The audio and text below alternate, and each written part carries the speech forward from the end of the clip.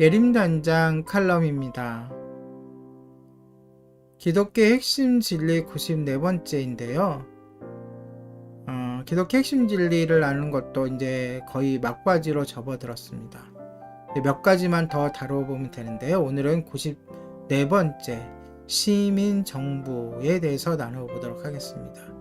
말 그대로 시민정부라는 것은 자유민주주의 국가에서 세워진 정부를 이야기합니다. 시민정부라는 말의 개념은 두 개의 서로 다른 기관인 교회와 국가 모두 하나님께서 창조 혹은 제정하셨으므로 주님께서 책임지시며 주의 통치 아래 있다는 점에 주의를 환기시킵니다. 각각의 기관은 수행하는 일이 다르며 서로의 권위와 영역을 침해하지 않습니다. 복음을 선포하고 성례를 행하고 그 구성원들을 양육하는 일 등은 교회가 할 일이죠. 반면에 사회 질서를 유지하고 세금을 걷고 기업과 사회를 다스리며 군사력을 유지하고 생명과 재산을 보호하는 등의 일은 정부가 맡습니다.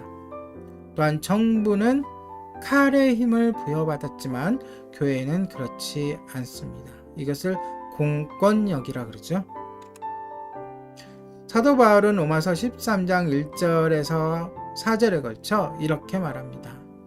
각 사람은 위에 있는 권세들에게 복종하라. 권세는 하나님으로부터 나지 않음이 없나니 모든 권세는 다 하나님께서 정하신 바라. 그러므로 권세를 거스르는 자는 하나님의 명을 거스름이니 거스르는 자들은 심판을 자취하리라. 다스리는 자들은 선한 일에 대하여 두려움이 되지 않고 악한 일에 대하여 되나니 내가 권세를 두려워하지 아니하려느냐. 선을 행하라. 그리하면 그에게 칭찬을 받으리라. 그는 하나님의 사역자가 되어 내게 선을 베푸는 자니라. 그러나 내가 악을 행하거든 두려워하라. 그가 공연히 칼을 가지지 아니하였으니 곧 하나님의 사역자가 되어 악을 행하는 자에게 진노하심을 받아 보응하는 자니라. 바울은 시민정부가 하나님의 권위를 받았다고 보았습니다. 통치자가 권력을 부여받았을 때 어떤 의미에서 그는 하나님의 대행으로서 다스리는 것입니다. 웨스터민스터 신앙고백은 이렇게 말합니다.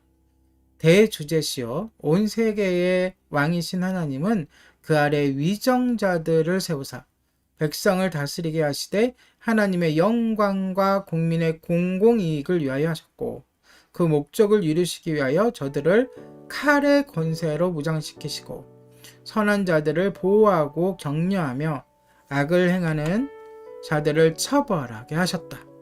국가 행정관은 말씀과 성례 또는 천국 열쇠의 권세를 마음대로 지팡하면 안 된다. 즉 조금도 믿음에 관한 일들을 침해해서는 안 된다. 오늘날에는 정교 분리가 하나님과 정부를 분리하는 것으로 잘못 해석되고 있습니다. 시민정부는 점점 더 하나님의 통치에서 벗어나려고 합니다. 그리고 교회가 반칙이라고 높이 부르짖으면 정부의 지배권에 간섭한다는 비판을 받습니다. 그러나 교회는 선지자적 비판을 제공하면서 정부를 하나님께서 제정하신 대로 정부가 되게 하여야 할 사명을 가지고 있습니다. 교회가 얼굴을 붉히지 않고 정치적일 수 있는 이유가 있습니다. 바로 예수님이 만왕의 왕이요 만주의 주시기 때문입니다. 예수님은 최종적인 권세의 보좌에 앉아 계십니다. 그러므로 그 아래에 있는 모든 권세자들은 자신의 통치권을 사용하는 방법에 대해 궁극적으로 그에게, 즉 예수님에게 해명할 의무가 있습니다. 시민 통치자들은 칼의 권세를 부여받았죠. 좀 전에 제가 강조했습니다. 정부는 정의를 수호하고 국경을 수비하기 위해 힘을 사용할 권세가 있습니다. 그러나 정부가 가혹한 형벌을 부과하고 전쟁을 할 수 있는 칼의 권세를 부여받았다 할지라도 그 권세를 사용하는 것에 대하여는 하나님께 해명해야 합니다. 성경은 그리스도인들에게 어디서든 시민으로서의 복종을 보여주는 모범이 되라고 권하십니다. 우리는 우리를 다스리는 권세자들을 위해 기도하고 그들이 정한 규율에 복종하고 순종함으로써 그리스도께 영광을 돌립니다.